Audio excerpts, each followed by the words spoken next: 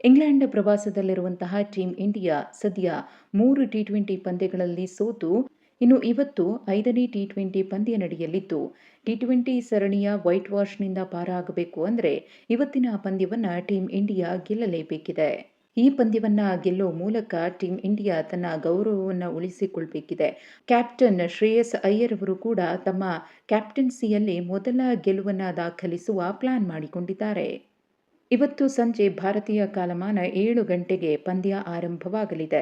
ಸೌತಾಂಪ್ಟನ್ನಲ್ಲಿ ಈ ಪಂದ್ಯ ನಡೆಯಲಿದ್ದು, ಟೀಂ ಇಂಡಿಯಾ ಆಟಗಾರರ ಪ್ರದರ್ಶನ ಇವತ್ತು ಹೇಗಿರುತ್ತೆ ಅನ್ನೋ ಕುತೂಹಲ ಇದೆ. ಸತತ ಸೋಲುಗಳನ್ನುಂಡಿರುವಂತಹ ಟೀಂ ಇಂಡಿಯಾ ಅಟ್ಲೀಸ್ಟ್ ಈ ಮ್ಯಾಚ್ ಅನ್ನಾದರೂ ಗೆಲ್ಲಿ ಅನ್ನೋದು ಭಾರತೀಯ ಕ್ರಿಕೆಟ್ ಅಭಿಮಾನಿಗಳ ಆಶಯ. ಇನ್ನು ಇಂಗ್ಲೆಂಡ್ ಈ ಸರಣಿಯನ್ನ 3-0ಯಿಂದ ಗೆದ್ದುಕೊಂಡಿದೆ.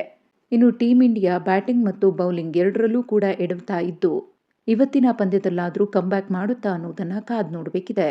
ಟೀಂ ಇಂಡಿಯಾ ಇಂಗ್ಲೆಂಡ್ ಮತ್ತು ಐರ್ಲೆಂಡ್ ಪ್ರವಾಸದಲ್ಲಿ ಒಂದೇ ಒಂದು ಪಂದ್ಯವನ್ನ ಗೆಲ್ಲದೆ ಇರುವುದು ಟೀಂ ಮ್ಯಾನೇಜ್ಮೆಂಟ್ಗೂ ಕೂಡ ಚಿಂತೆಯನ್ನ ತಂದಿಟ್ಟಿದೆ.